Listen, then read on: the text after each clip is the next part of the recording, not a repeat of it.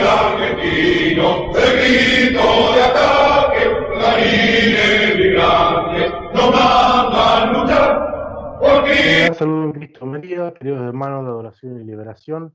Hoy volvemos a retomar el ciclo de entrevistas, un mate con Fernando, esta vez sin mate y además estoy en estado de reposo, no por coronavirus, así que no se preocupen, en estado gripal, pero bueno. Hoy volvemos a tener a nuestro invitado de lujo, amigo de la casa y nuevo colaborador, Augusto Espinda, y vamos a hablar sobre el tema de la contrarrevolución católica en Hispanoamérica. Así que, Augusto, bienvenido. Bueno, muchísimas gracias, Fernando. Un saludo especial a Vicente Montesinos, que me abrió la puerta de su casa para colaborar de una forma más asidua. Así que bueno, vaya mi saludo y mi agradecimiento y me honra también esa invitación. Y bueno, una vez más, Fernando, nosotros tenemos un trato asiduo y somos amigos, así que es un placer colaborar con un amigo. Bueno, gracias igualmente. Sí, con Augusto tenemos un trato casi permanente, diría yo. Pero bueno, es necesario tener esos vínculos de amistad y más hoy en día. Así que bueno, hoy el tema es la contrarrevolución católica en Hispanoamérica. Y ahora, ¿por qué sería la contrarrevolución? Es un término por ahí un poco desconocido. Tiene que ver con el hecho de que la revolución anticristiana no solamente ha ganado terreno fuera de la iglesia, sino también dentro de la misma iglesia. Y es importante tener en cuenta esto por el hecho de que muchas ideologías que son de origen moderno, iluminista y por supuesto de una matriz anticristiana, hoy en día están muy en boga y dentro de la iglesia. No solamente el socialismo, como muchos creen, porque hay muchos que creen que los enemigos de Occidente se reducen a la ideología de género, al aborto, al lobby LGBT, al feminismo, al islam y al comunismo. Y si bien es cierto, no se reduce únicamente a eso. También nuestros enemigos son el liberalismo, con el cual lamentablemente muchos católicos confundidos están congeniando, y otras tantas ideologías de origen moderno. Y eso justamente es la revolución.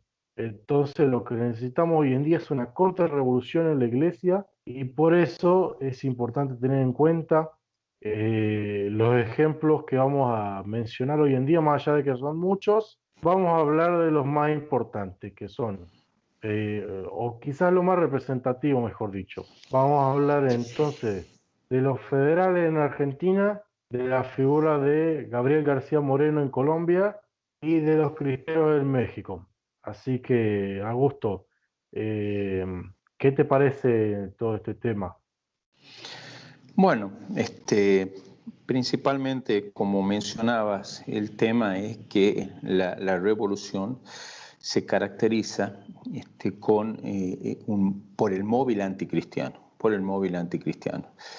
Pero no solamente tiene que ver con una aversión a la iglesia, sino también al orden natural. Se rechaza el orden natural, que en definitiva es el reflejo del creador en el mundo. Entonces, lo que es esencial en esto es que si nosotros hablamos de contrarrevolución, estamos hablando de un aspecto político en el cual nosotros tenemos que plantear el reinado social de Cristo. Y si bien hay manifestaciones que no necesariamente puedan considerarse, porque, por ejemplo, muchas veces se dice el retorno al paganismo. No necesariamente, porque en el caso de los romanos, en el caso de los griegos y de muchos otros que eran paganos, sin embargo, tenían esas nociones que tenían que ver con la jerarquía, con la familia, con la belleza, y hubieran rechazado también esto. Pero si tenemos que ser específicos, tenemos que hablar de esencialmente un odium fidei, ¿no?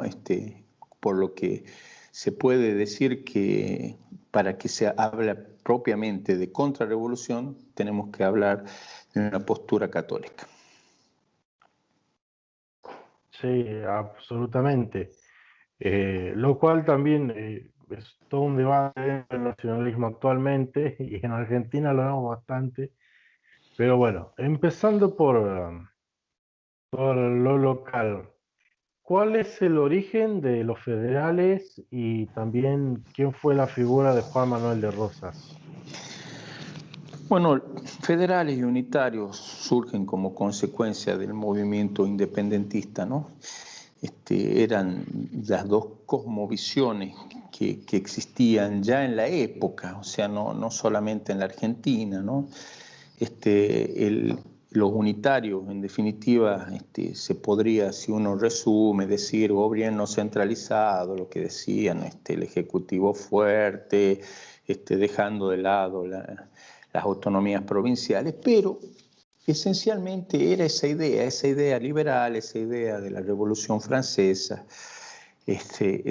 Por ejemplo, en lo económico tenía consecuencias gravísimas, ¿no? Porque era no cuidar lo nacional, es decir, el libre comercio, que ese es el sofisma que nos imponían, que se impone para que una potencia económica te pueda invadir con sus productos, cosa que ha luchado el federalismo para tratar de cuidar eso, ¿no? Eso que hoy por hoy se habla como mala palabra de proteccionismo económico, era cuidar los productos nacionales. Eso que ha encarnado también el federalismo, cuidar la autonomía de las provincias, no avasallar las costumbres, las tradiciones, y bueno, era defender en definitiva las industrias regionales en contra de esto que se pretendía como liberador, como el dejar hacer, dejar comerciar, y lo que tenía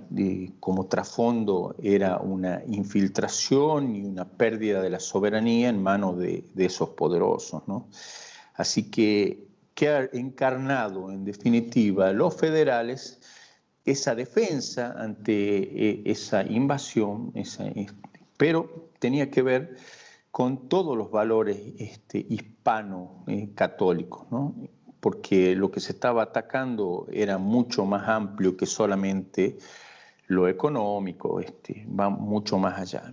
Y tenía que ver, como te digo, con esos valores de la Revolución Francesa que ha tenido como el leitmotiv oculto tal vez, no tan oculto, digamos, ¿no? Pero no lo han mencionado como la causa esencial, pero era la rebelión contra Dios, era la rebelión contra Dios, ¿no? Con esa entronización que se hizo ahí en la Catedral de Notre Dame de la diosa Razón con esa prostituta, no recuerdo el nombre, pero entonces había que luchar contra eso, que ese siglo, el XIX, ha sido el esencial en la imposición de las políticas y los gobiernos masónicos en toda América y, bueno, en el mundo entero.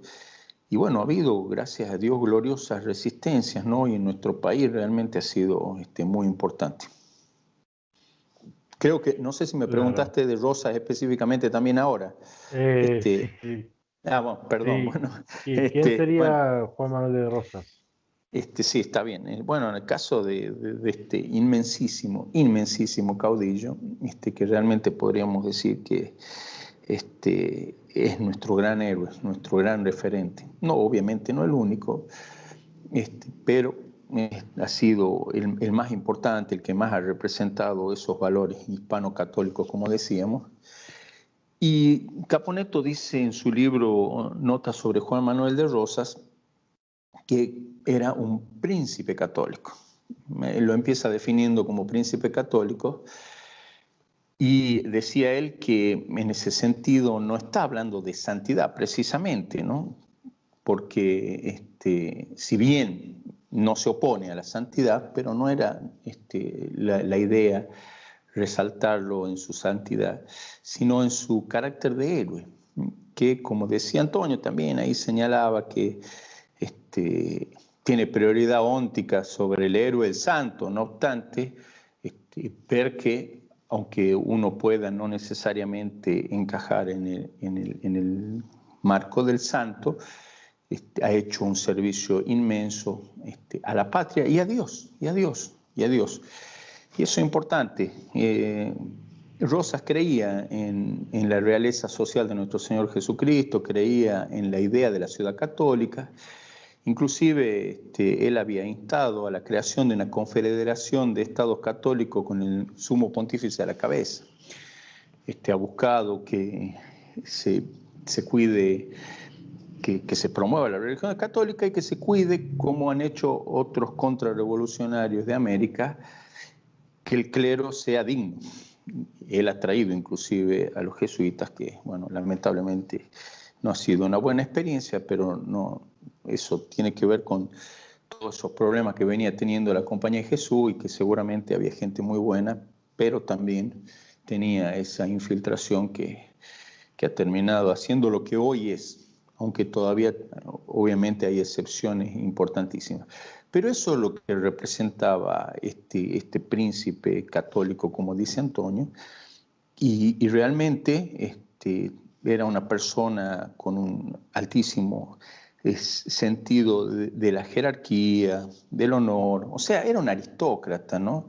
Siempre se pone a los federales. Hoy, si uno ve, no sé, cualquier libro nuevo, como los incultos siempre hablan de pobres, pero en el sentido de clase baja, diciendo es la gente más bárbara, sin instrucción. Y si bien es verdad que era gente de una extracción social más baja, pero era lo que representaba, en definitiva, esa tradición, era la persona religiosa, la persona trabajadora, el gaucho. Y sin embargo, Rosas era una persona realmente aristócrata y en el sentido más profundo, ¿no? En el sentido de una persona de una virtud y de una sabiduría conocida y probada, ¿no? Y sin embargo, él ha estado al frente de este movimiento que estaba resistiendo todos esos embates, que bueno, lamentablemente al día de hoy estamos viendo cómo han terminado venciendo en el mundo entero. Claro. ¿Y de qué manera la federación representa la tradición hispano-católica en Argentina? Bueno, ante esos movimientos que se llamaban unitarios, que en realidad eran revolucionarios, que estaban impregnados de esas ideas iluministas, masónicas, realmente los federales lo que estaban haciendo es encarnar esa tradición hispano-católica y esa tradición monárquica también, ¿no? Desde ya que la ruptura con la monarquía, que uno podría decir, de hecho hay quienes lo dicen, que como que ha estado muy mal, bueno, pero no había nada más masónico en ese momento que la monarquía que estaba a cargo, ¿no? O sea, no es estar en contra de la monarquía, sino del monarca que realmente iba en contra de esos valores que era lo que se trataba de defender. La Por dinastía eso, borbónica. sí, Fernando VII, sí, la dinastía borbónica hasta el día de hoy ha dado muestra inequívoca de ser traidora, masónica y un montón de otros adjetivos más podríamos ponerle.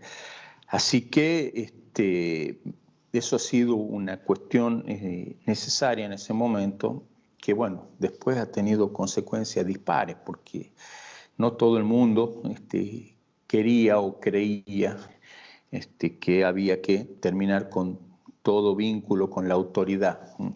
Era una cuestión específica y que, bueno, lamentablemente se venía dando y se ha dado en toda América, con estos resultados finales que era algo que yo creo que no se iba a poder evitar, porque tiene que ver hasta con el misterio iniquitatis, ¿no? Pero era algo que era importante en ese momento, que era romper lazos con esa autoridad que era una autoridad inicua, con influjos, esa títere de Napoleón, ¿no? Era una cosa que realmente era insostenible. Y bueno, esa ha sido la reacción, contra la cual los federales han han luchado, porque siempre hemos tenido como enemigos a Inglaterra y a Francia, que eran los que representaban esa postura, que era esencialmente anticatólica, como decíamos, pero que tenía consecuencias en lo económico, en lo social, en lo político. O sea, terminaban siendo dos cosmovisiones y que sí podríamos decir que en definitiva encarnaban las dos ciudades de San Agustín, ¿no? La ciudad de Dios y la ciudad del demonio, y en definitiva los federales sí representaban eso con todos los defectos, los problemas y hasta los pecados que todos los hombres tenemos. Bueno, si vamos al caso, en el caso de Inglaterra y en el caso de Francia, considero que representaban todo aspecto de la revolución anticristiana. Por un lado, en el caso de Inglaterra, estamos hablando de un país protestante, y por el otro, en el caso de Francia, estamos hablando de que sufrieron que lo que para mí está mal llamado como Revolución Francesa. En mi opinión, no sé si estás de acuerdo o no, fue una revolución masónica en Francia, más que propiamente francesa. Algo similar a lo que podríamos decir de la revolución bolchevique. Uh-huh. Sí, puede ser, más allá de que primogénita de la Iglesia Francia después ha terminado siendo una calamidad, y no necesariamente a partir de la Revolución Francesa. Realmente han sido los que han luchado contra la cristiandad. Muchos de sus reyes han sido grandes enemigos de la España católica. Pero sí, creo que es buena también tu puntualización, ¿no? Porque sí, en definitiva ha sido lo que ha terminado de destruir lo que quedaba de bueno, pero no podemos atribuirle específicamente al carácter francés, sino al carácter masónico en Francia, digamos, que podría haberse dado en otro lugar también, y en otro lugar católico. De hecho, miremos lo que está pasando hoy en España, digamos. ¿Qué representa España de la cristiandad? Poco y nada, digamos, más allá de la amplitud que se le pueda dar al concepto de cristiandad, ¿no? Que ya podríamos hablar en general que no hay cristiandad, digamos, si es que vamos a ser específicos. Pero sí, me parece adecuado tu comentario respecto a la revolución en Rusia, no darle el carácter nacional, sino al contrario, era en contra de la patria, en contra de la nación. Sí, absolutamente. No solamente nos encontramos con que las revoluciones en sí mismas son antinacionales, sino que en el caso de la revolución mal llamada francesa y la mal llamada rusa, ni siquiera son elementos nacionales los que las llevan a cabo. Sí, siempre la misma gente detrás de esas revoluciones, la misma etnia. Lamentablemente, La colectividad. Sí, es algo de lo que no se quiere hablar, pero bueno, ahí está detrás de esto, ¿no? Y en el caso de la Revolución Francesa, de la Revolución Rusa, si hablamos de la Revolución Francesa, los Rothschild sí tienen un papel fundamental. Si hablamos de la Revolución Rusa, igualmente es Jacob Schiff de la banca Rothschild, porque todo Wall Street o toda la Reserva Federal, si queremos hablar de ese momento, eran agentes Rothschild en Estados Unidos. Y bueno, eso uno lo googlea y está, Jacob Schiff financió la revolución en Rusia, para utilizar tus términos, y bueno, y ahí uno dice que no es que son opuestos capitalismo y comunismo, y sin embargo uno ve que tanto esos dos supuestos extremos antagónicos que tienen como base esencial el materialismo, están promovidos y financiados por la misma gente. Así que hay una relación causal, no casual, en esas acciones. Y en el caso específicamente de la Federación Argentina, ¿no? Cuando uno ve quién ha sido el que ha terminado financiando. Sí, uno podría decir el Imperio Británico, el Imperio Francés, el Imperio de Brasil, pero ¿a través de quién? El Barón de Magua era un agente Rothschild, y era dinero Rothschild, así que ¿quién lo terminó derrocando a Roca? Perdona, Rosas, Rothschild, nada más y nada menos. Así que bueno, por ahí creo que hace falta también ser claro en estos puntos.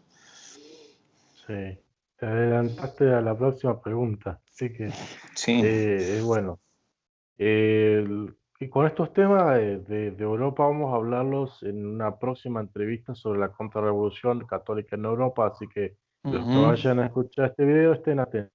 Bueno, siguiendo con la pregunta, sí. ¿cuáles fueron las causas de la derrota de la Federación y cuáles fueron las consecuencias? Bueno, como decíamos recién, como vos me decías, me adelantó en algún aspecto a esta pregunta, eran un grano, no necesariamente en el zapato, o sea, era más que solo eso, el gobierno de Rosas por todo lo que representaba, por todo lo que representaba. Así que tenían que mover todas esas resistencias que quedaban a este nuevo orden que ya se perfilaba, que ya se buscaba, ¿no? Que es esencialmente anticristiano. Y bueno, han recibido muchos reveses con Rosa. Por eso realmente era una persona a la cual seguramente le tenían un especial éncono, un odio particular, creo yo. ¿Por qué? En el caso económico, que es específicamente por ahí lo que podemos ver con Inglaterra, ¿no? Él ha defendido la industria nacional, ha defendido las industrias regionales, sería más propio decirlo, y le ponía aranceles a los productos que venían de afuera que nosotros producíamos. O sea, si no, nosotros estamos destruyendo nuestra propia economía de acuerdo a eso, que era lo que pretendían los unitarios, ¿no? Así que en ese sentido hay que ver que les ha ido tocando no solo el bolsillo en este caso, sino que también él hacía una defensa de nuestra identidad, de nuestra nacionalidad, de nuestra religión, nuestras tradiciones, nuestra soberanía, que era lo que ellos querían socavar para poder imponer ese nuevo orden mundial anticristiano. Por supuesto que el término es más nuevo, si es que te vamos a decir, bueno, pero nuevo orden mundial, pero en definitiva tiene las mismas bases, porque si hablamos de masonería, lo que tienen esencialmente como carácter es la supranacionalidad, está por encima, ellos se consideran hermanos, sean ingleses y argentinos, supuestamente que deberían ser enemigos. Pero si vamos a más allá de ver todo lo que se ha tenido que unir, ¿no? El dinero Rothschild, el imperio inglés, imperio francés, imperio brasilero para derrotar, lo que han utilizado ha sido al cipayo. La gran causa ha sido interna, digamos, ¿no? La inmensísima traición de Urquiza, ¿no? Al que tanto se le ha confiado el ejército, ¿no? De la Confederación, y sin embargo que ha resultado ser el Judas de Rosas, ¿no? Y realmente es paradigmático en su carácter de traidor, Urquiza, y ha hecho falta eso para poder vencer, porque realmente ha tenido muchas victorias Rosas sobre estos poderosísimos enemigos externos, y bueno, ya no ha podido con tanto, porque ya no eran los unitarios, digamos, que eran representantes internos de estos poderes externos, sino ya era dentro del mismo federalismo esa traición, bueno, que se ha vendido en definitiva al dinero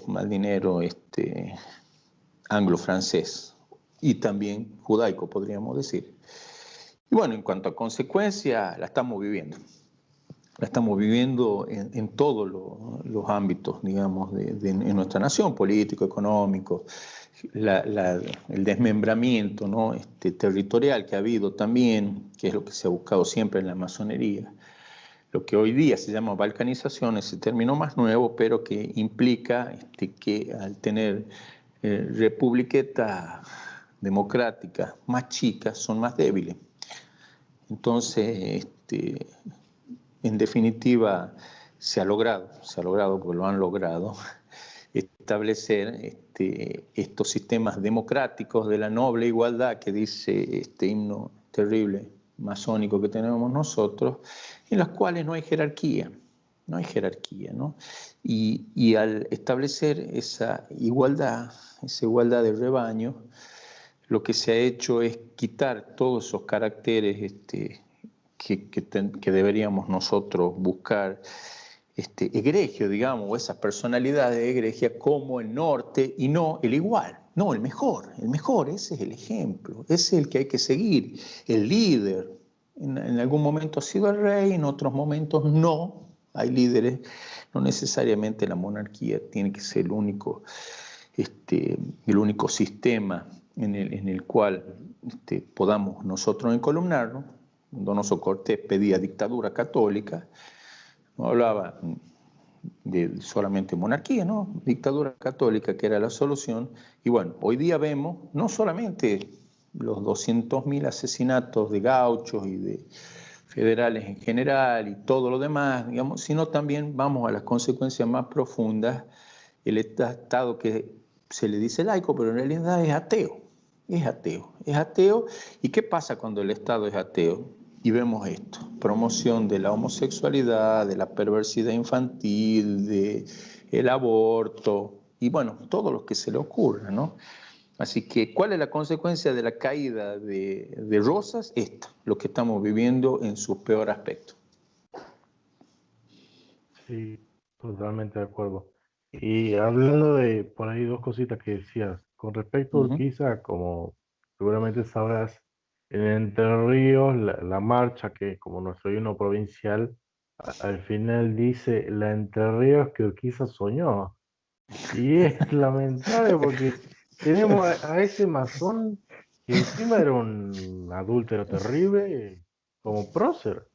Y que además yo escuchaba en su momento, había escuchado una conferencia de el que no sé si actualmente está como gran maestro, ¿no? Pero Nicolás Breglia, que es el gran maestro de la Gran Logia Argentina, él decía que el mismo día que Urquiza recibió el grado 33, lo recibió junto con Mitre, que inclusive se reconcilian dentro de una logia y todo.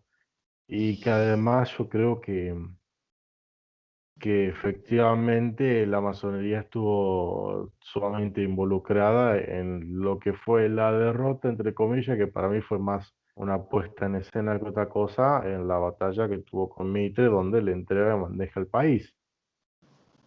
Sí. Bueno, yo creo que todo lo que tiene que ver con el laicismo y el democratismo masónico se lo debemos casi absolutamente a Mitre, ¿no? Y por ahí, o el otro día conversábamos con algunos amigos respecto a unas versiones, inclusive de gente muy buena, que dicen que se ha convertido en su lecho de muerte. Y si uno tiene que hablar como posibilidad, sí, por supuesto, ¿no? Pero también es cierto que el árbol se cae para donde se tuerce y es difícil que una persona que haya hecho un daño tan inmenso y tan grande se haya podido arrepentir adecuadamente, solamente ante la inminencia de la muerte y no haberse dado cuenta de la trascendencia de todo su accionar, ¿no? Que de verdad, a ver, una persona buena a último momento puede desesperar, un malo a último momento podría, por una gracia excepcional, convertirse, pero tendría que ser algo así, excepcional. Y yo diría que la lógica indica que no, y de hecho Castellani decía que la mayoría de los que tienen busto en la ciudad están en el infierno, y creo que no se equivocaba, ¿no? Entonces, ¿cuáles son los referentes que hoy día tenemos, como en el caso que vos me estás comentando, que no sabía del himno de ustedes, de tu provincia? Y bueno, los referentes son lo de la historiografía masónica, y hoy por hoy es la que está vigente, ¿no? Por eso nosotros tratamos de hacer, yo en mi caso, poco y nada, porque realmente soy nuevo, pero bueno, la gente que viene trabajando hace tanto tiempo, un poco dar la otra visión, que es la ocultada, la olvidada, la la verdad conculcada, ¿no? Que es la histórica, que en definitiva nos va a hacer entender por qué estamos como estamos, de dónde viene todo lo que viene. Y ese es un tema importantísimo y hay que estudiar bien la historia de la Iglesia, y yo creo que mucha gente que es tradicionalista y nacionalista, en el caso mío, que conozco, tiene que sacarse muchos prejuicios y tiene que hacer un análisis objetivo de la gente a la que tiene aprecio como referente y todo, para que podamos entender cabalmente, digamos, todo lo que ha sucedido en las consecuencias que hoy día estamos viviendo. Porque si no, estamos quejándonos. Bueno, hay que buscar las causas, ¿no? De las consecuencias únicamente. Pero nos estamos quejando de lo que tratamos de tapar algunas veces de la gente que apreciamos, de los referentes que apreciamos. Hay que ser honesto intelectualmente en esto y tener esa mirada amplia e inclusive saber contextualizar siempre, ¿no? O sea, pero en este caso específico de estos traidores inmensísimos, ¿no? Mencionados por vos, Urquiza y Mitre, por ahí me parece hasta poco conveniente, y no porque tenga que ver con honestidad o deshonestidad intelectual, pero tratar de mostrarlos como personas que eventualmente en un último momento se han arrepentido, porque hasta de alguna forma podría implicar en un imaginario colectivo que no era tan grave lo que han hecho, y tiene una trascendencia inmensa. Sí, sí. Sí, hablando de la historia, yo siempre digo, la gente en su mayoría conoce la historia según The History Channel, según Netflix, según Hollywood, y esa es la historia con la que se queda. Terminan repitiendo un montón de mitos, de prejuicios, de leyendas negras que no tienen ningún tipo de fundamento historiográfico. Y yo en particular soy un aficionado a la historia, no soy ningún especialista, pero basta con rasquetear un poquito el relato oficial o los relatos oficiales, y ahí ya se encuentra con la verdad. Ni siquiera hace falta escarbar mucho, es como si fuera como rascar una cáscara de huevo, ¿viste? Sí, sí. Porque no tienen ni pie ni cabeza, no se sostienen esos relatos. Pero la gente por ahí como que le resulta incómodo la honestidad intelectual, y es un gran problema. Otra cosa que quería retomar antes de seguir con el siguiente tópico, que vos mencionaste el tema de la dictadura católica, que acá en Argentina la palabra dictadura tiene connotaciones fuertes, pero es importante saber lo que significa. Dictadura es la suma del poder público, no es otra cosa. Entonces, una dictadura se puede llegar a una dictadura por diferentes modos. Inclusive yo diría que actualmente en Argentina tenemos una dictadura, se quiera admitir o no, Seguro. seguramente estarás de acuerdo, por más que se haya llegado por el voto democrático, lo que sea, pero es una dictadura porque tiene la suma del poder público. Entonces, en el caso de una dictadura católica, sería un líder fuerte que tenga la suma del poder público y que ayude a que la nación que está gobernando pueda llegar a vivir lo que es el reinado social de Jesucristo. Claro, claro, sí, sí. Bueno, Rosas como dictador ha sido una bendición para la Argentina. De ahí podríamos mencionar, bueno, Oliveira Salazar me viene a la mente, más allá de, bueno, Franco. La verdad que por ahí particularmente hay algunas cosas que no me terminan de cerrar de esa figura, pero también podría ponérselo. Pero es verdad, y de hecho, si hablamos de dictadura, podríamos hablar de la buena y de la mala, porque es así, la suma del poder público no necesariamente implique algo malo en sí, o sea, per se, la suma del poder público es mala, no. Digamos, si la utilizo para el bien, es buena; si la utilizo para el mal, y de hecho las monarquías y grandes monarquías y santos reyes, ¿no? San Fernando, San Luis, rey de Francia, Carlos Magno ha sido santo, de hecho, bueno, se lo considera santo en algunos lugares. Pasa que lo ha canonizado un antipapa, pero han tenido la suma del poder público. Entonces hoy eso se consideraría dictadura y, bueno, la idea hoy por hoy es la libertad. Pero ¿libertad para qué? Digamos, ¿no?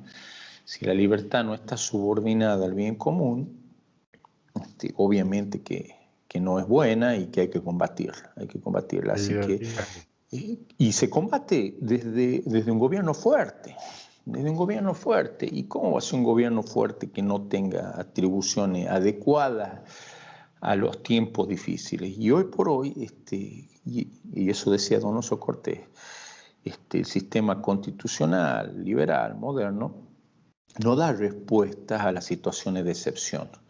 No da respuesta a las situaciones de excepción. Y hoy día, y eso decía él en el siglo XIX, o sea, ¿qué podemos decir hoy en día?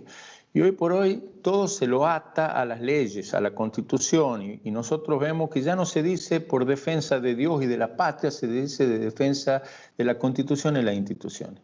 O sea, ese es el nuevo Dios, y es un Dios masónico, y es gente tal vez buena, bien intencionada, que tiene un sistema de prioridades equivocados porque le han hecho creer que este desorden institucionalizado, esta injusticia de Estado, porque es lo que hay que defender, porque peor es la anarquía. Y esto es anarquía. Esto es una anarquía absoluta la que estamos viviendo, ¿no? Pero bueno, cuando realmente las cosas no se ordenan a la salvación del pueblo, no se busca esa realeza de Cristo en lo social, llegamos a esto. Por eso una dictadura católica, una bendición sería, si sería bueno el dictador. Sí, absolutamente. Así que católicos estudien la doctrina política de la Iglesia, estudien el magisterio político de la Iglesia para poder saber qué es lo que enseña realmente la Iglesia Católica sobre la política. Algo que la gente no suele tener en cuenta, y hay una doctrina política de la Iglesia. Les guste o no les guste, pero hay. Y es necesario adherir a esa doctrina, obviamente, para ser católico plenamente. Pasemos al próximo tópico.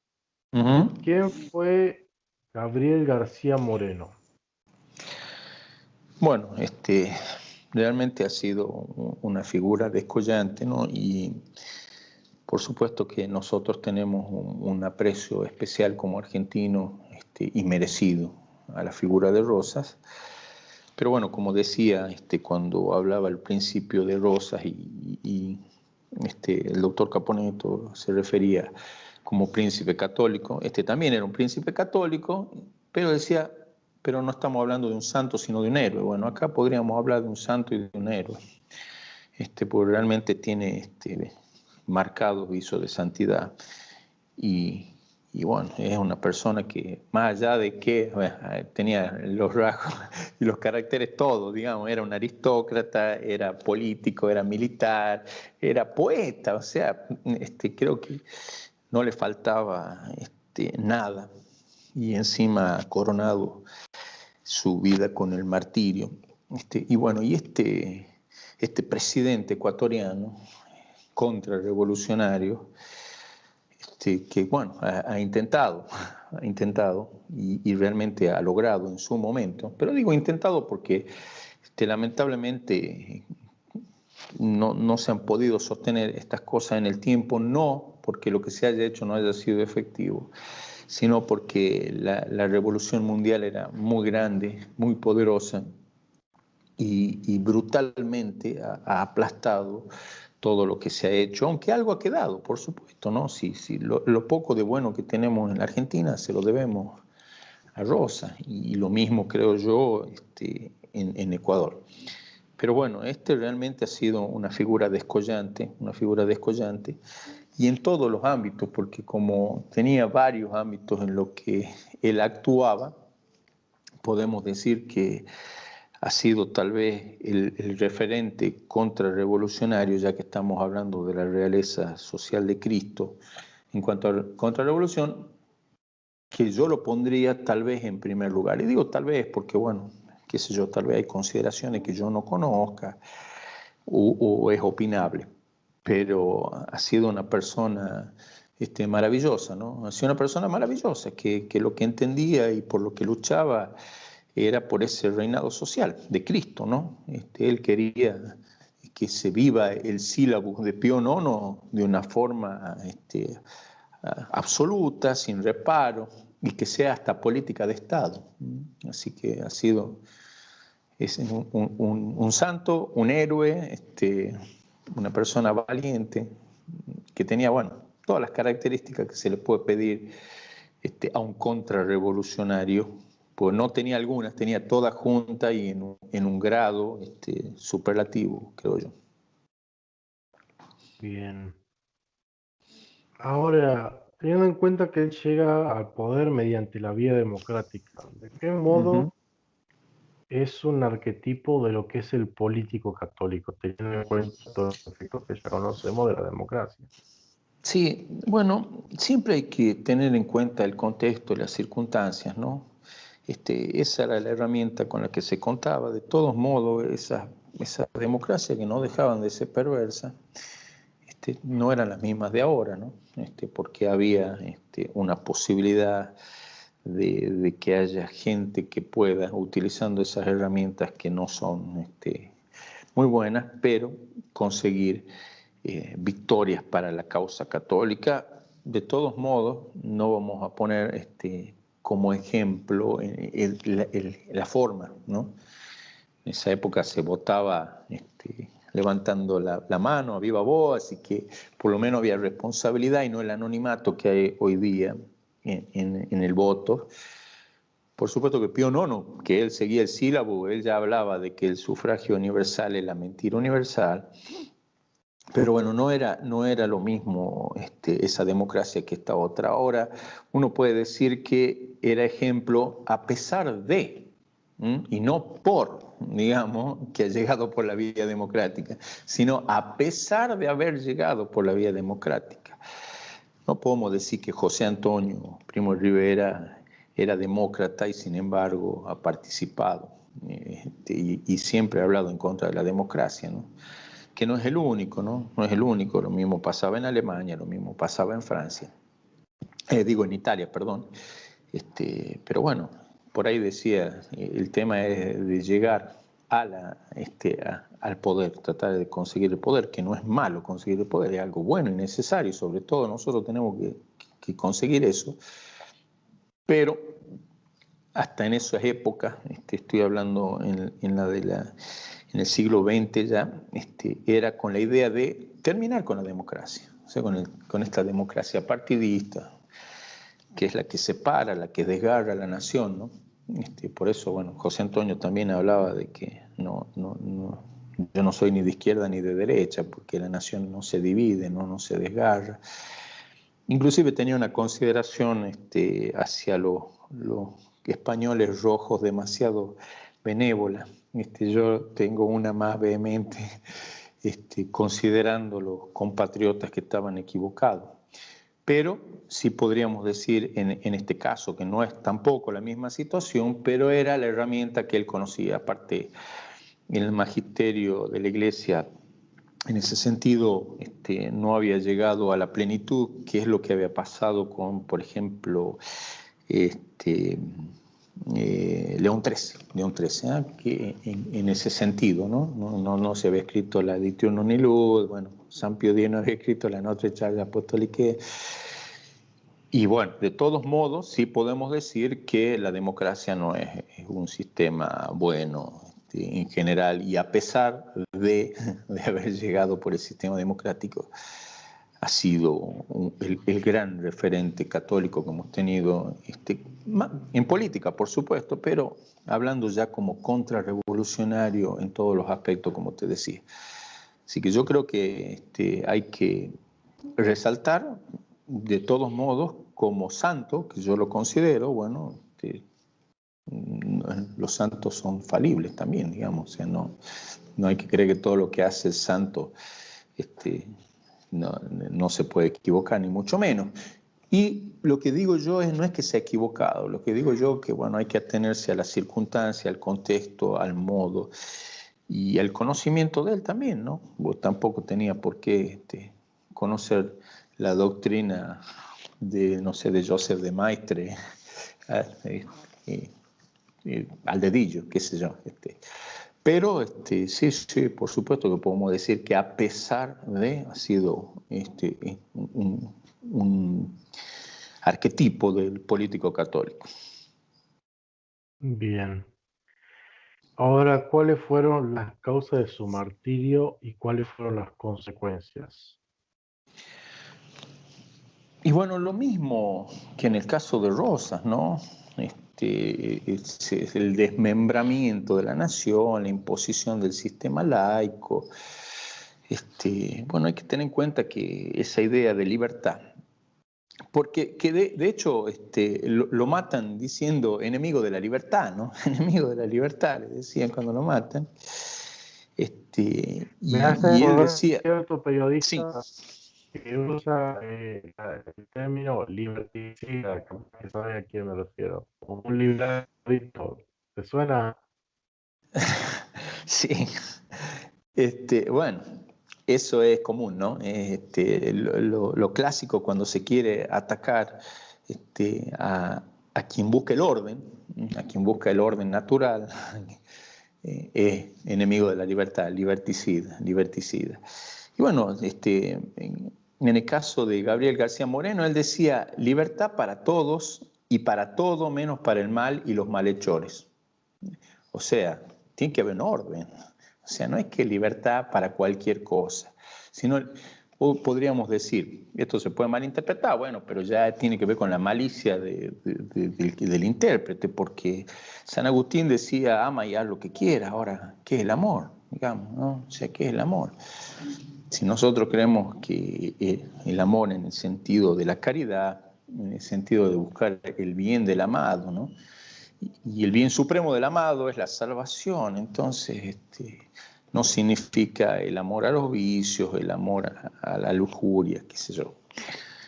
Y caso, Gabriel García Moreno era lo mismo, ¿no? Él era implacable cuando tenía que tomar decisiones que implicaban consecuencias, bueno, por supuesto, terribles hacia inclusive las personas de los enemigos, cosa que también ha hecho Rosas, ¿no?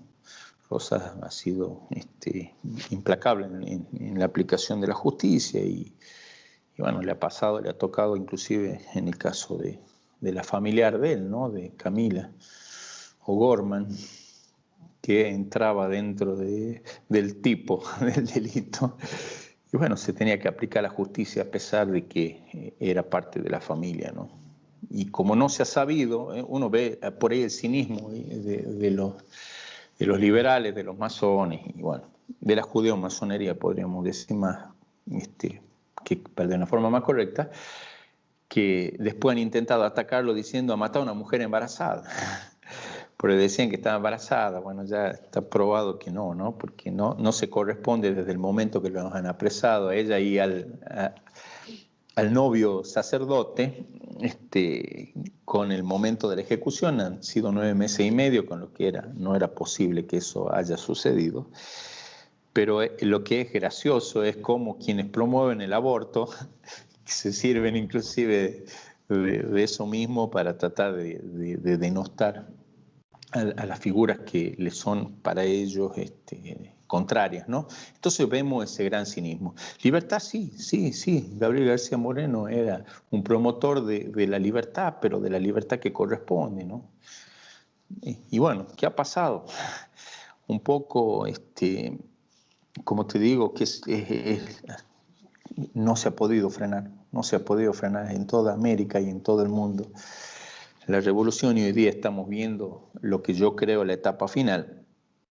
Pero bueno, estamos hablando de que tampoco es que esa sangre de mártires no ha sido semilla de cristiano, ¿no? Aunque sean pocos, no importa. Si Dios no es democrático, ¿no? Para esa gente que dice, no, la mayoría se va al cielo porque Dios no es perdedor. ¿Qué concepto tan democrático, ¿no?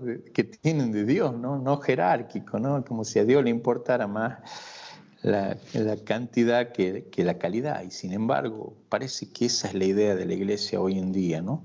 Pero bueno, este hombre que cuando ha muerto ha dicho Dios no muere, cuando lo mataban, tenemos que tener en cuenta que en definitiva eso también es lo que decía Anacleto González Flores también en el momento de su martirio, ¿no? Entonces ahí está esa mirada trascendente, y en esa mirada trascendente uno puede entender la libertad como corresponde, y esa libertad ordenada al bien común. Y el bien común representado por estos contrarrevolucionarios en esa política católica que hay que hacer y hay que buscar y hay que promover, y esa toma del poder eventualmente, o en un principio, ¿no?, que hay que buscarlo, que como vos decías hace un rato, decía, bueno, estudien los católicos un poco lo que corresponde a la doctrina social de la Iglesia, a la actuación política de católicos, porque hoy por hoy se dice, no, son ámbitos separados. No, no son ámbitos separados, son complementarios. Ahora, por supuesto que hay un orden jerárquico, el espiritual es superior al temporal, pero no están separados. Y necesitamos de un orden político cristiano para que haya paz, armonía, si queremos decirlo en términos más actuales, concordia en las sociedades, y hoy día estamos viendo todo lo contrario, casualmente por eso. Se lo ha desterrado a Cristo de la sociedad. Eso sí, representó Gabriel García Moreno. Una cosita, ¿no? Perdón, como para remarcar, digamos, la figura de Gabriel García Moreno, ¿no? Esa aparición de la Virgen del Buen Suceso, creo que ha sido siglo XVII, en Ecuador, que es tan importante ahora, ¿no? Este mensaje muy, muy actual en estos tiempos, ¿no? Escatológico, diría Castellani, ha previsto,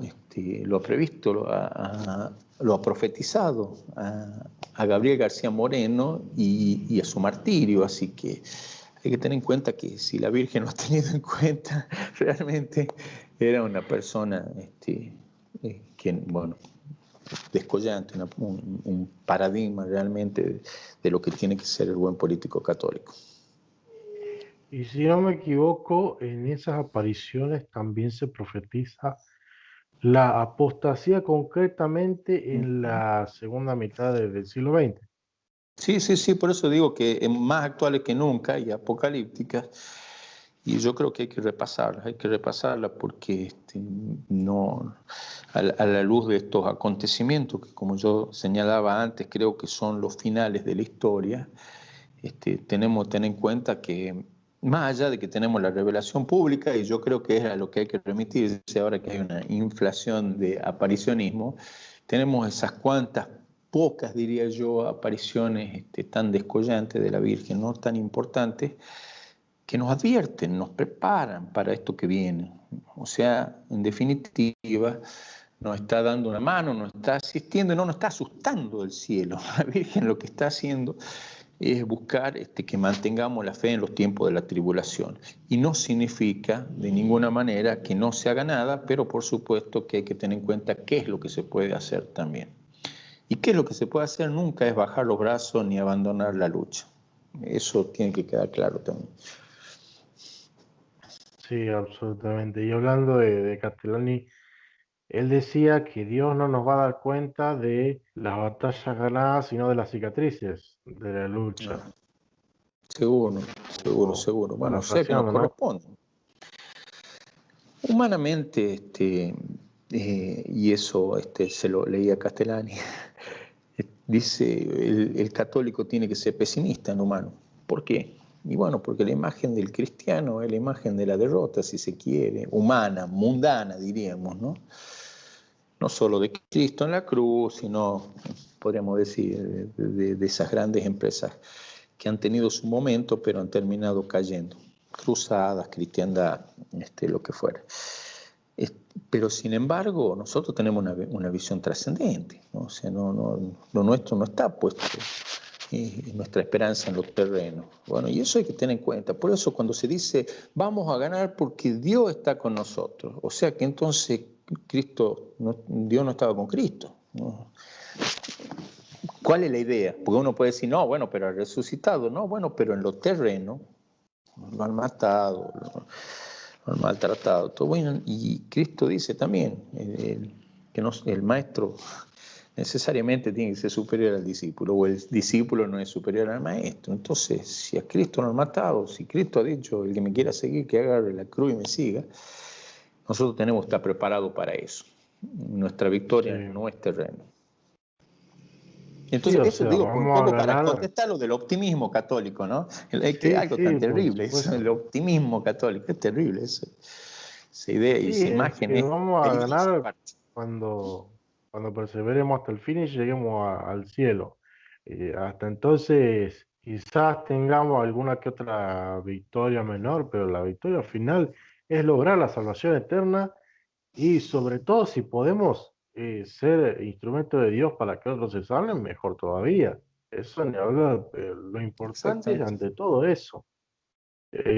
Y hablando un poco de la derrota, ¿no?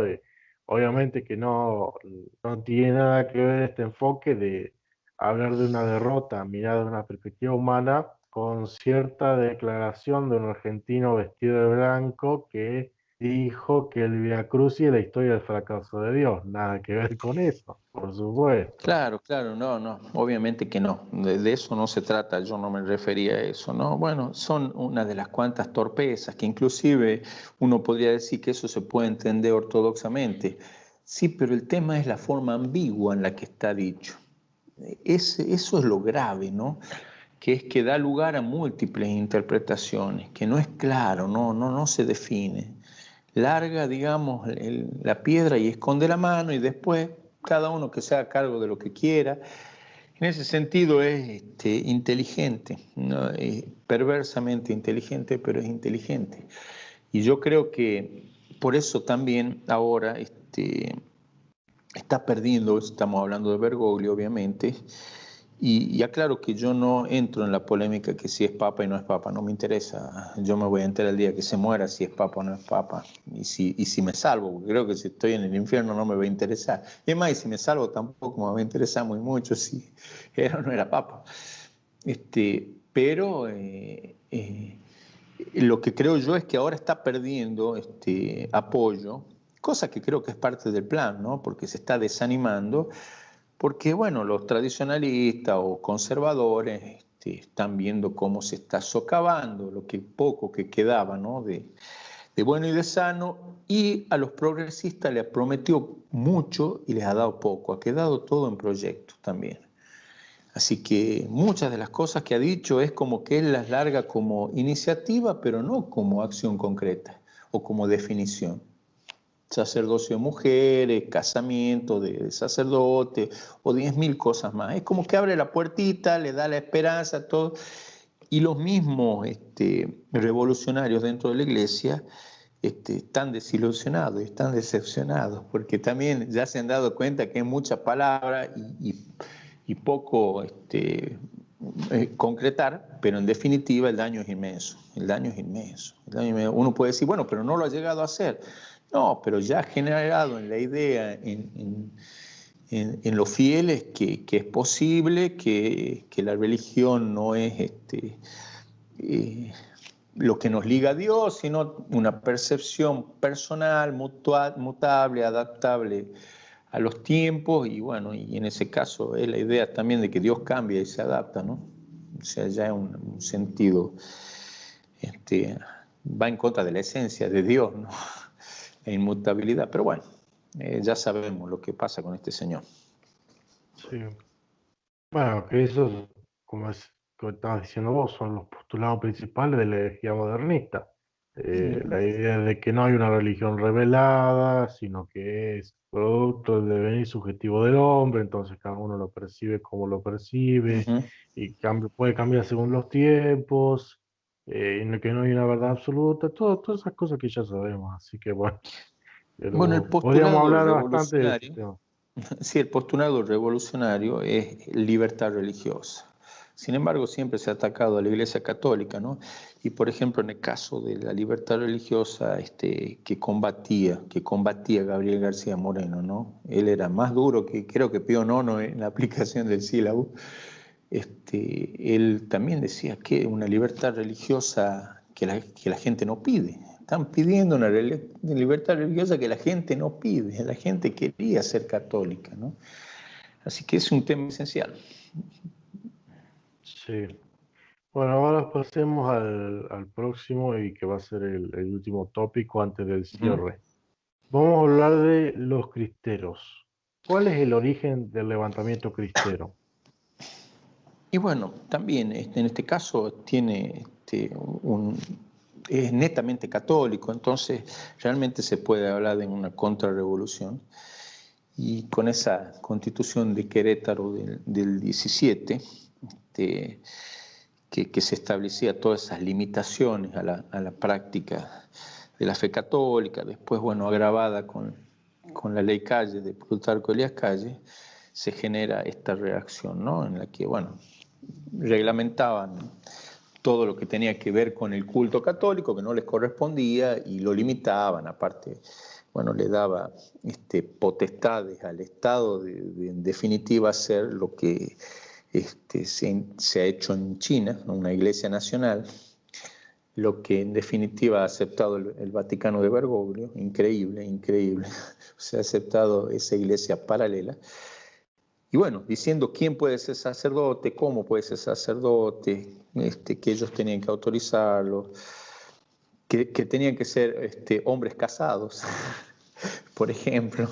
Es decir, si eran menores de 50 años tenían que ser hombres casados y muchas otras atrocidades más, que lo que estaban haciendo es tratar de vaciarlo de contenido y únicamente revestirlo exteriormente de catolicidad. Y bueno, el pueblo ha reaccionado. El pueblo ha reaccionado. Entonces ha sido una reacción no contra otros atropellos, sino específicamente con el religioso, que se ha manifestado también en otras cuestiones. Por ejemplo, no me acuerdo el año específico, pero creo que así en el 23 se empezaba con la educación sexual en las escuelas en México. Entonces uno ve cómo cuando se abandona, digo, esto no es nuevo, ¿no? La ESI que decimos acá, eso ya venía toda esa movida, y toda esa movida en definitiva era contra la concepción católica de familia, de educación. Y bueno, sabían que si caía la fe católica, si caía en manos del Estado masónico el culto, iban a caer todos los valores de un pueblo tan mariano como era hasta ese momento. Yo no digo que no lo sea ahora, pero evidentemente que las cosas han cambiado mucho, y tan bendecido, y el más bendecido de América, con la aparición de la guadalupana, ¿no? Así que es un tema, en este caso, eminentemente católico. O sea, no había, como en los otros casos, algo más abarcativo que tenía que ver con lo político, con lo económico. No, acá era esencialmente católico. Claro. Ahora, ¿cuál es el rol que juega el Vaticano en aquel entonces en ese levantamiento y en todo el proceso de la cristiada? Bueno, es un tema que son de los temas que siempre se trata de darle una interpretación benigna desde el catolicismo a la actuación vaticana, en contra de los hechos, en contra de los hechos concretos. O sea, yo por eso digo que hay que ser intelectualmente honesto. Si nosotros decimos que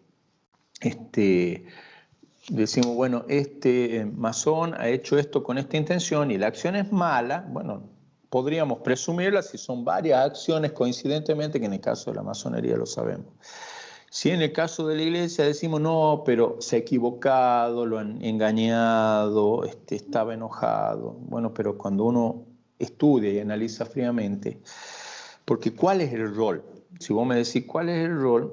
El rol que primero Pío XI decía que era inaceptable, la constitución del clero, todo lo demás que venía proponiendo la ley Calle, después ha terminado aceptando los arreglos con el gobierno masónico. ¿Qué implicaba? Confiar en un pacto con el diablo. O sea, estamos hablando de la masonería. O sea, y yo voy a confiar en el diablo y que el diablo va a cumplir su promesa. Y por ejemplo, el mediador, ese embajador perverso, ¿no? Masón Dwight Morrow, bueno, ¿de quién era empleado? ¿De quién era empleado? Y eso es esencial entenderlo. De JP Morgan, de la banca judía JP Morgan era empleado Monroe, ¿no? Y eso es lo que ha aceptado el Vaticano. Eso es lo que ha aceptado el Vaticano. ¿Y qué era? Bajen las armas que van a permitir que vuelva el culto público. Y más allá de que, en definitiva, las limitaciones han seguido, no con esa gravedad, pero en definitiva se ha impuesto el ideal masónico en el gobierno mexicano hasta nuestros días, lo concreto en ese momento ha sido la matanza de todos los cristeros que habían depuesto las armas y que iban venciendo, Así que es gravísimo lo que ha hecho Pío XI y uno podría decir, bueno, ha confiado, se ha equivocado en confiar. Yo no creo eso, pero si creyera eso, tendría que ver las otras acciones similares. Y con todas las acciones o todos los movimientos que han tratado de resistir ese nuevo orden mundial masónico, él ha actuado en contra. En el caso de España, por ejemplo, él no, cuando ha visto que estaban matar sacerdotes, no sé, 13 obispos creo que eran, monjas, ¿no? Por todos lados, no sé cuánto eran el número, más de 4.000 creo que en total, no se decidía a apoyar al gobierno porque decía que Franco estaba apoyado por Hitler y por Mussolini. Entonces uno dice, bueno, no es lo único entonces que ha favorecido a la revolución. En ese sentido hay algo importante ahí que ya lo hablaremos cuando hablemos de la contrarrevolución en Europa. Roosevelt, que aparentemente era Rosenfeld, o sea, era de origen judío, Roosevelt, la esposa judía. Bueno, Roosevelt ha mandado a partisanos a luchar en contra del gobierno, del lado nacional, ¿no? de Franco, que eran las milicias Abraham Lincoln, creo que se llamaba, mayormente formada por judíos, un dato que es interesante. Y sin embargo, como para entender bien todo esto, lo ha mandado a Pacelli, que sería después Pío XII, a Estados Unidos a hacer campaña en contra de un sacerdote católico, un inmensísimo patriota que era el padre Charles Coughlin creo que se pronuncia, creo que es de origen irlandés el apellido, y que era un sacerdote que tenía un programa de radio que tenía 40 millones de radio oyentes, o sea, toda la población de Argentina, como para tener una idea, lo escuchaba, y Pío XI lo ha mandado a Pío XII a que lo combata ese sacerdote para salvar la reelección de Roosevelt. Y sabemos lo que ha sido el personaje perverso, nefasto, masónico, genocida, traidor a su pueblo también, y ahí está. Entonces, los hechos han sido coincidentes. El contrarrevolucionario monárquico que ha sido Morras lo ha condenado, lo ha excomulgado también. O sea, no es un hecho. Son un montón de hechos coincidentes, coayudantes, que han ido todo en el sentido de ayuda a los revolucionarios. Entonces, yo en mis palabras escribía una cosa, en mis acciones hacía otra. Es gravísimo porque ha terminado no solo con la muerte de todos los cristeros, sino también ha implicado la muerte de millones de católicos en Europa. Y hay una responsabilidad inmensa, personal, de esos pontífices. Y hay que decirlo, porque yo lo que estoy dando son hechos. O sea, a mí me podrán cuestionar las supuestas intenciones. Bueno, yo estoy planteando hechos concretos, coincidentes, coayudantes, en el mismo sentido. Así que, ¿cuál ha sido el papel del Vaticano? Para mí, hasta si quiero ser duro, digo traición. Y si no, y bueno, que no sé de qué forma decirle a lo que por lo menos ha sido una cooperación velada con la revolución. Terrible. Sí. Sí, en ese sentido estoy totalmente de acuerdo con vos. Ya hemos hablado varias veces que la crisis de la Iglesia no empieza en el Vaticano II, como por ahí muchos creen, Seguro. sino que ya hace rato que venían pasando cosas y que obviamente con el Vaticano II se acentúan mucho más, se profundiza ese proceso de apostasía, pero ya venía desde hace un buen tiempo. Y por ahí, bueno, hablar de estas cosas hoy en día puede ser muy cuestionable, pero hay que ser honestos. Hay que ser sinceros con esta historia, porque obviamente que hay muchas más luces que sombras, pero hay que reconocer las sombras también. Eh, y en ese sentido, por más que bueno, tengamos afecto por cierto papa o lo que sea, por ahí, bueno, puede pasar, no sé, que de pronto nos encontramos con que alguien que teníamos allá arriba en un pedestal cometió errores y pueden haber sido graves y hay que admitirlo, hay que ser honesto. Siempre Sí, rescatar lo sí, bueno, por supuesto. Vas hablando de los sí, papas, sí, pero hay que ser por honesto. supuesto, por supuesto. Pero lo que hay que tener en cuenta, y eso es importante, que los papas son personas. Los papas son personas, no lo elige el Espíritu Santo, hay que terminar con ese mito, lo eligen los cardenales. Lo eligen los Y, cardenales.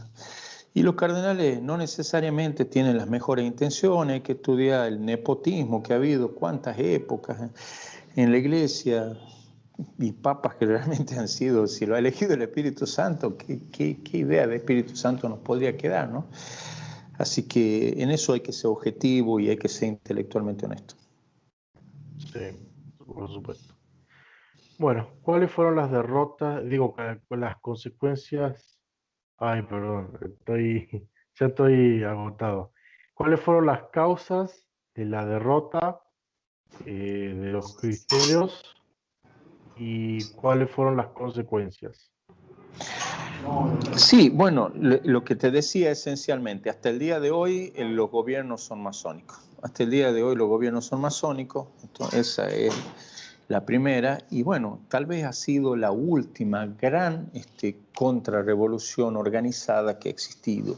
Creo yo que han sido ejemplos, ¿no?, en muchas cosas, porque ¿qué han hecho? Primero han empezado por acciones concretas, ¿no? No una marcha, una manifestación con globitos celestes, que es lo que se hace ahora. Estas manifestaciones que son más allá de poco viriles, para arrancar, inconducentes. Entonces ellos, ¿cómo han empezado? Bueno, no paguemos impuestos, no consumamos algunas cosas que le afecta al gobierno. O sea, una acción muy concreta, muy concreta. Y bueno, el gobierno ha tenido una respuesta armada y ellos han respondido de la misma forma. Así que el ejemplo es que nuestra libertad, y nuestra libertad en todos los aspectos, pero especialmente la defensa de la fe, ya que es lo más importante que tenemos. Nacemos para salvarnos, nos salvaremos o no, bueno, ahí está la lucha, ¿no? Entonces, eso es por lo que hay que dar todo, ¿no? Eso es lo que se nos pide, como vos decías, ¿no?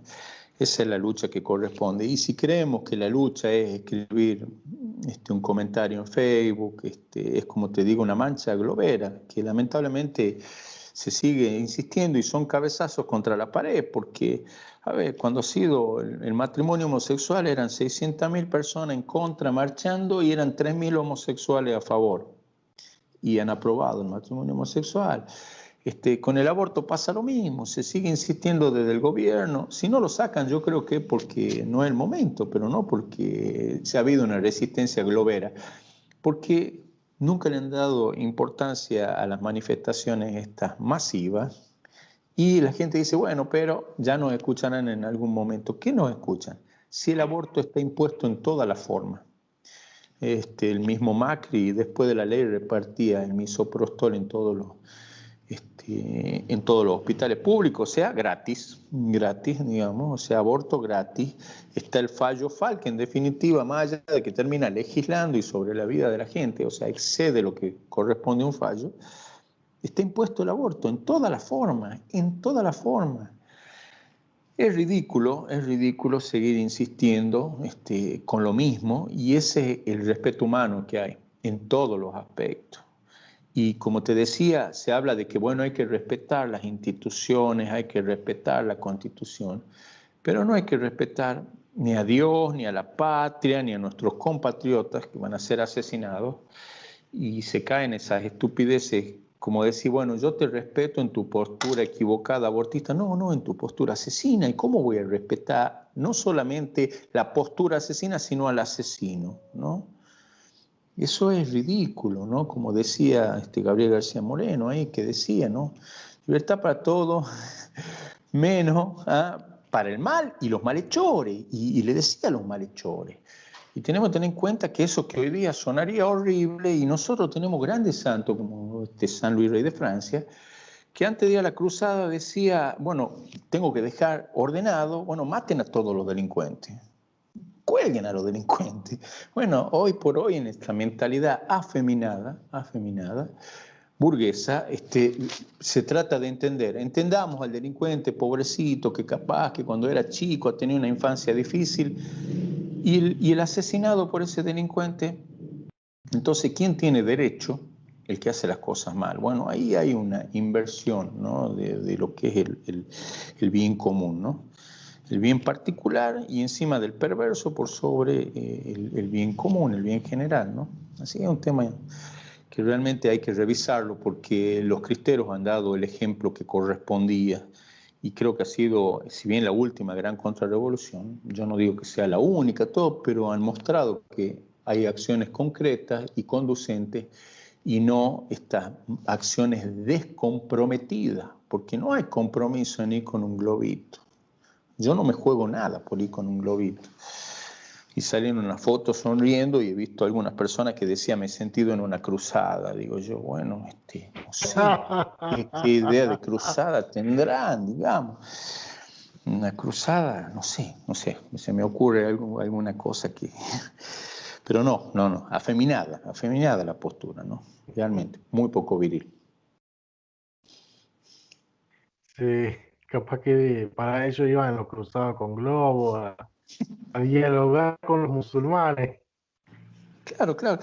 Y era, por ejemplo, en el caso de los cristeros, uno puede hablar hasta de la actitud varona de las mujeres, ¿no? O sea, realmente en lo que corresponde, ¿no? Porque eran ellas las que conseguían las armas, las que guardaban en sus vestidos grandes, escondían las municiones. Y bueno, muchas de ellas han sufrido un martirio terrible, con violaciones de por medio.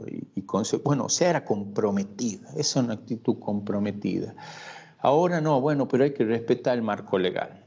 Y bueno, si ahora nosotros decimos hay que respetar las leyes, el pacto de San José de Costa Rica, que no se respeta los derechos del niño, más allá de que la Constitución también acepta con rango constitucional tratados abortistas como CEDAW, Belén do Pará.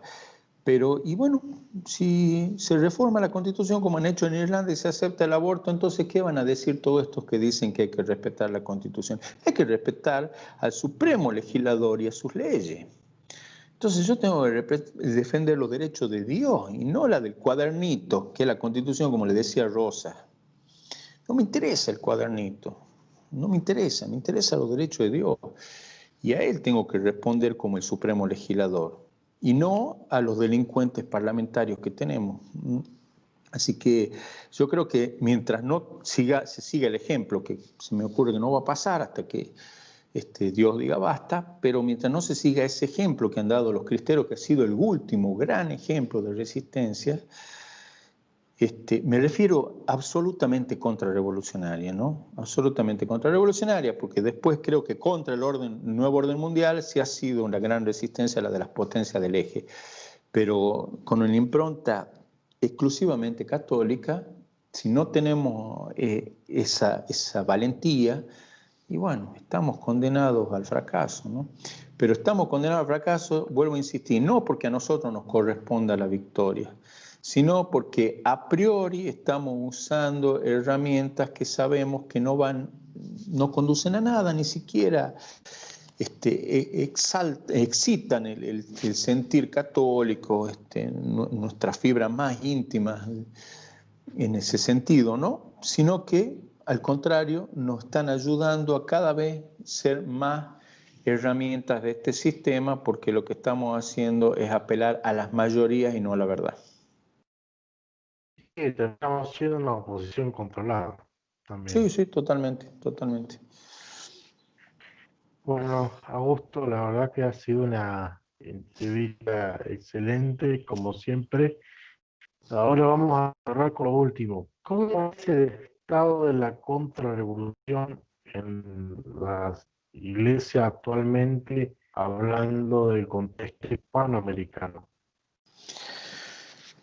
Bueno, la verdad que si bien como hablábamos hace un rato, la revolución en la iglesia empieza mucho antes del Concilio Vaticano II, pero ya se ha institucionalizado la revolución a partir de ese hecho, ¿no? Y bueno, América ha replicado con esa concepción marxista de la fe, ¿no? Con esta teología de la liberación, que muchos creen que esto nosotros le exportamos a los europeos. No, los europeos han sido precursores en eso, ¿no? Los curas rojos en la época inclusive de la España de la Segunda República eran mayoría. Lo mismo pasaba en Alemania, lo mismo pasaba en casi toda Europa. Pero bueno, acá, por ejemplo, específicamente somos creadores de esto, por lo menos es nuestro, la teología de la liberación. Es nuestro, digo, como americanos, no como católicos, que de hecho no es católico eso. Y la Iglesia ha ido aceptando progresivamente, antes con algún grado de resistencia, pero no con la vehemencia que debía, y ahora ya abiertamente con Bergoglio en el Vaticano, a favor de esto. Así que para ser contrarrevolucionarios tenemos que ir en contra de esa jerarquía eclesiástica felona. Así que es difícil, ¿no? Es difícil. Pero bueno, lo mismo, yo creo que la lucha vale la pena, hoy más que nunca, eso lo dije en más de una oportunidad. Y lo digo como un soldado de a pie, ¿no? Pues realmente tenemos grandes referentes, pero bueno, nosotros somos esos que están tratando de aportar desde abajo lo que podemos, tirar con lo que tenemos, ¿no? Y para hablar de un referente importante, yo como para cerrar, y creo que viene el caso de esta pregunta, había encontrado algo que dijo Donoso Cortés, y él dice: y no se me diga que si el vencimiento es seguro, la lucha es excusada, porque en primer lugar la lucha puede aplazar la catástrofe, y en segundo lugar la lucha es un deber y no una especulación para los que nos preciamos de católicos. Demos gracias a Dios por habernos otorgado el combate, y no pidamos sobre la gracia del combate la gracia del triunfo, a aquel que en su bondad infinita reserva a los que combaten bien por su causa una recompensa mayor que la de la victoria.